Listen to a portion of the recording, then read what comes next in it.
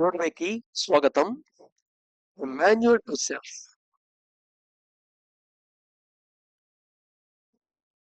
Overall self యొక్క hierarchy ఇది almost self అనేది ఒక చైర్మన్ ఫర్ ఆర్గనైజేషన్ లాగా చెప్పచ్చు అని చెప్పాను. సో ఇక్కడ ఒక క్వశ్చన్ కూడా వేసుకున్నాం ఇంతకు ముందు. బాడీలో ఉన్న డిఫరెంట్ పార్ట్స్ ని, మైండ్ లో ఉన్న డిఫరెంట్ ఆబ్జెక్ట్స్ ని మొత్తాన్ని ఇవి నావి అని క్లెయిమ్ చేస్తున్న నా అనేది ఎవరు? సపోజ్ ఈ బాడీలో పార్ట్లన్నీ, మైండ్ లో ఉండే అన్ని ఆబ్జెక్ట్లన్నీ మొత్తం అన్ని కలిపి ఆ నాని క్లెయిమ్ చేయగలవా? అన్ని కలిపి కూడా క్లెయిమ్ చేయలేవు, కానీ ఇది అన్నిటినీ క్లెయిమ్ చేయగలదు. సో సిఇఓ పొజిషన్ లాంటిది అనమాట సెల్ఫ్ అనేది. సో ట్రాన్స్డెంటల్ సెంటర్, పారామెంటల్ సెంటర్, ఈ రెండింటిని senior managing director, junior managing director తో పోల్చాం. జనరల్ గా మన బాడీ యొక్క సిచ్యువేషన్ ఎలా ఉంటుందంటే, ప్రెసెంట్ సిచ్యువేషన్ నార్మల్ పర్సన్ కి ఈ senior managing director, junior managing director they won't involve any issues. Involve అయ్యి ఉంటే బాగుండేది, but the fate is they are not involving. ఎందుకు నాట్ ఇన్వాల్వింగ్ అంటే, our mind and brain is not developed to the extent to work appropriately. So evolution లో ఇంకా జరగవలసిన slackness ఉందన్నమాట. అందుకోసం అది మనం కాన్షియస్ గా మనం డెవలప్ చేసుకోవాలి, లేదా నేచర్ గా కొన్ని లక్షల ఏళ్ల తర్వాత, లక్షల జన్మల తర్వాత అది డెవలప్ అవుతుంది, అప్పుడు చూసుకుందాం అంటే అది వేరే మ్యాటర్. అందుకని చెప్పామాట, ఈ స్పిరిచువల్ ఎవాల్యుయేషన్ అనేది, పరిణామం అనేది కాన్షియస్ గా నీవు చేస్తావా, లేదా ప్రకృతి పరంగా జరగాల అనేది ఆప్షన్ తప్ప ఇంకో ఆప్షన్ లేదు. సో రైట్, ప్రకృతి పరంగా జరగాలి అనుకుంటే ఆటోమేటిక్ గా ప్రకృతి, నువ్వు ఇది జ్ఞాన భూమి, నువ్వు ఎక్స్పీరియన్స్ నుండి తెలుసుకోవాల్సిన విషయం తెలుసుకునేదాకా, రైట్ నాలెడ్జ్ వచ్చేదాకా నీకు రకరకాల ఎక్స్పీరియన్స్ ఇస్తుంది. దాని ద్వారా సఫరింగ్ కూడా కలగజేస్తూ ఉంటుంది. అందుకని ద వరల్డ్ ఈజ్ సఫరింగ్ అంటాడు. సో కింద డైరెక్టర్స్ తీసుకుంటే మనకి intuition centre, in centre director, integrity centre లో ఐ సెంటర్ ఒక డైరెక్టరు, ఎమోటివిటీ సెంటర్ ఈ సెంటర్ ఒక డైరెక్టరు, సెన్సోవిటాలిటీ ఎస్ సెంటర్ ఒక డైరెక్టరు, మొబైలిటీ ఎం సెంటర్ ఒక డైరెక్టరు అని తెలుసుకున్నాం. అయితే ప్రతి డైరెక్టర్ కి ఒక ఆఫీస్ ఉంటుంది. ఆఫీస్ లో కొంతమంది పనిచేసే క్లర్క్లు, టైపిస్టులు, స్టెనోలు, ఇలా చాలా మంది ఉంటారు కదా. సో వీళ్ళందరినీ ఏమంటాం అంటే రెటిన్యూ అంటాం. Retinue, RETINUE, retinue. Each director has its own retinue. అలాగే ఈచ్ సెంటర్ కి ఒక ఎగో అంటూ కూడా ఉంటుంది. ఎగో అంటే ఏమిటో కాదు, ఇది నేను, ఇది నేను చేశాను అనే భావన. దానికి ఐడెంటిఫై అవ్వటం, దానికి అటాచ్ అవ్వటం, తద్వారా దానికి ఎంటాంగిల్మెంట్ అవ్వటం. So each centre has ago. In centre కు ఎగో ఉంటుంది, ఐ సెంటర్ కి ఎగో ఉంటుంది, ఈ సెంటర్ కి ఎగో ఉంటుంది, ఎస్ సెంటర్ కి ఎగో ఉంటుంది, ఎం సెంటర్ కి ఎగో ఉంటుంది. ఎగో అనేది సింపుల్ పార్ట్ ఏం కాదు, is a sense of my sense of self అని చెప్పచ్చు అనమాట. ఇది when the director is away, suppose director office లో అటెండ్ కావట్లేదు అనుకోండి, దే ఆర్ అడిషనల్ ఎగోస్. ఈ రెటెన్యూలో ఉండే ప్రతివాడు వాడి ఎగోని ప్రదర్శిస్తాడు. చిన్న ఆఫీస్ విజిట్ చేసినప్పుడు అక్కడ ఆఫీస్ హెడ్ లేడు అనుకోండి, ఉండే ప్యూన్ దగ్గర నుండి ప్రతి clerk, senior assistant, office superintendent, ప్రతి వాళ్ళు కూడా వాళ్ళు ఎగోని ప్రదర్శిస్తారు. క్లియర్ గా విజువల్ అవుతుంటుంది ఏదో ఆఫీస్ విజిట్ చేసినప్పుడు. it would not only be interesting but educative if you kept a diary to note each day in what center and under which we find ourselves.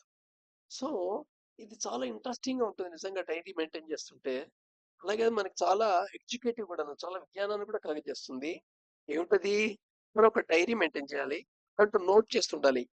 ఈ రోజులో నీకు గుర్తున్నంత సేపు ఎప్పుడు ఏ సెంటర్ లో నిన్ను నువ్వు గమనించావు, ఐ సెంటర్ లో ఎప్పుడు గమనించావు, ఈ సెంటర్ లో ఎప్పుడు గమనించావు, ఎస్ సెంటర్ లో ఎప్పుడు గమనించావు, అలాగే ఏ సెంటర్ ప్రిడామినెంట్ గా గమనించావు, ఏ సెంటర్ ని ఏ సెంటర్ ప్రిడామినేట్ చేస్తోంది, లేదా ఏ సెంటర్ ఓవర్ యాక్ట్ చేసి ఆ సెంటర్ అండర్ లో నువ్వు బిహేవియర్ చేస్తున్నావు, వర్డ్స్ రూపంలో కానీ, థాట్స్ రూపంలో కానీ, యాక్షన్ రూపంలో.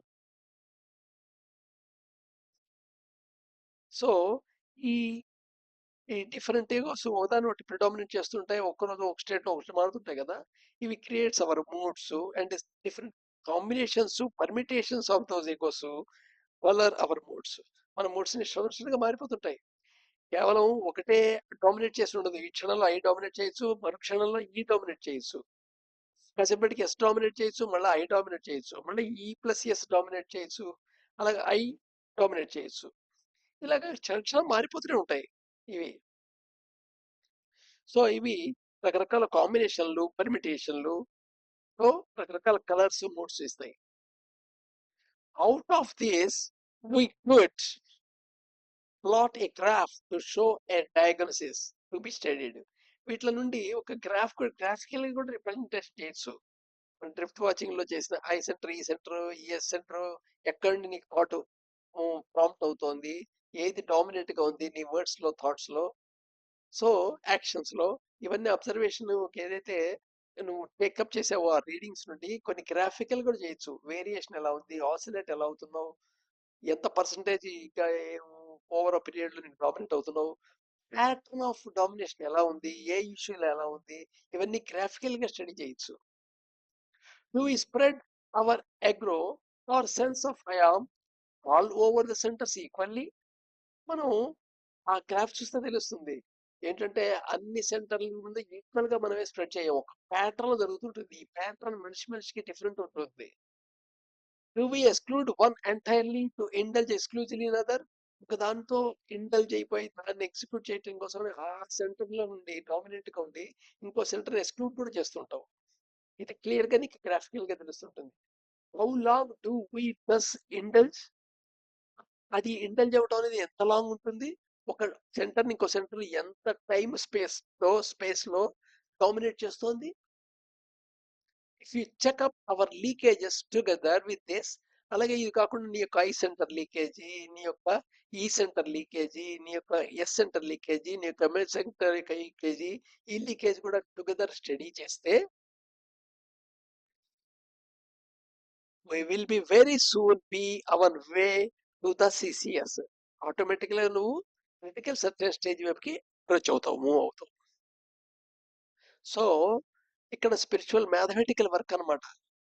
సెల్ఫ్ మన గురించి మన లోపల ఏ సెంటర్ లో ప్రిడామినేట్ అవుతుంది, ఏం జరుగుతుంది, ఏ సెంటర్ డామినేట్ చేస్తుంది, నీ thoughts and words and actions ను సెల్ఫ్ అనలైజ్ చేసి డైరీలో నోట్ చేస్తుంటే ఆ నోట్ నుండి డయాగ్నోసిస్ చేస్తే, అలాగే at the same time leakages కనుక స్టడీ చేస్తే ఆ లీకేజెస్ బట్టి కూడా నువ్వు ఈ ఓవరాల్ కంక్లూషన్స్ వస్తే దానిలోంచి నీకు తెలియకుండా నువ్వు ఏర్పరచుకుంటావు పాత్, నీ సొంత పాత్. ఆ సొంత పాత్రలో నువ్వు సిసిఎస్ కి చేరగలుగుతావు. అంతేగాని ఇక్కడ రూల్స్ అండ్ రెగ్యులేషన్ గా ఇలా చెయ్యి, ఇలా చేయకూడదు, ఇలా చెయ్యి, ఇలా చేయకూడదు, ఇలా చెయ్యి, ఇలా చేయకూడదు లిస్ట్ ఆఫ్ పెట్టావు అనుకో, అదేమవుతుంది కాంటెక్స్చువల్ నాలెడ్జ్ అవుతుంది. బలవంతంగా నువ్వు దాన్ని అమలు పరచడానికి ప్రయత్నం చేస్తావు, విఫలం అవుతావు. ఎందుకని అంటే నువ్వు అర్థం చేసుకొని చేయలేదు కాబట్టి. అర్థం చేసుకుంటే ఆటోమేటిక్ గా జరుగుతుంది, అంటే క్రియేట్ అయ్యి నీతో నువ్వు ఎక్స్పెరిమెంట్ చేస్తావు. అర్థం చేసుకోకపోతే ఏం చేస్తావు, నువ్వు ఇంప్లిమెంట్ చేయడానికి ట్రై చేస్తావు, నిర్ణయాలు తీసుకుంటావు, ఫోర్స్ఫుల్లీ అతని వాళ్ళని చేయమంటావు, లేదా నువ్వు ఫోర్స్ఫుల్ గా చేస్తావు. సో ఈ రెండు డేంజరే. ఎలా డేంజరు, నీ యొక్క విల్ పవర్ రెడ్యూస్ అవుతుంది, ఫ్యూచర్ లో నువ్వు ప్రయత్నం కూడా చెయ్యవు, అలాంటి స్టేట్కి వెళ్తావు. సో అందుకని డ్రిఫ్ట్ వాచింగ్ చాలా ఇంపార్టెంట్. వెంటనే ఏ ఏ ఎక్సర్సైజ్ చేయడానికి మొదలెట్టద్దు అని చెప్తుంటాను, తర్వాత చాలా ఎక్సర్సైజెస్ వస్తాయి. బట్ డ్రిఫ్ట్ వాచింగ్ అనేది కూడా, అది కూడా ఒక ఎక్సర్సైజ్ లా చేయొద్దు. జస్ట్ ఒక రాస్తుండే ఆటోమేటిక్గా మీకే హ్యాపీ అనిపిస్తుంది. రోజుకు 10 నిమిషాలు, పోనీ పావు గంట, హాఫ్ అన్ అవర్ ఏదో టైం తీసుకొని ఆ టైంలో ఏదో క్వశ్చన్ తీసుకొని ఆ క్వశ్చన్ గురించి ఆన్సర్ గురించి ఆలోచిస్తూ బట్ కానీ ఆ ఆన్సర్కి సంబంధించిన మ్యాటర్ ఏవి థాట్స్ వచ్చాయి, ఏ థాట్స్ లో ఎండేజ్ చేయలేవు, ఆ థాట్ ప్రాంప్ట్ చేస్తున్నా వెనకాల ఉన్న నీ యొక్క ఆబ్స్టకిల్స్ ఏమిటి, హిండ్రెన్స్ ఏమిటి, వీటిని నోట్ చేయడం, రికగ్నైజ్ చేయడమే ఇంపార్టెంట్. సో ఇవన్నిటిని క్లియర్ గా స్టడీ చేస్తే what is going on in your mind అనేది ఒక క్లియర్ పిక్చర్ కింద ఫామ్ అవుతుంది ఎదురుకుండా.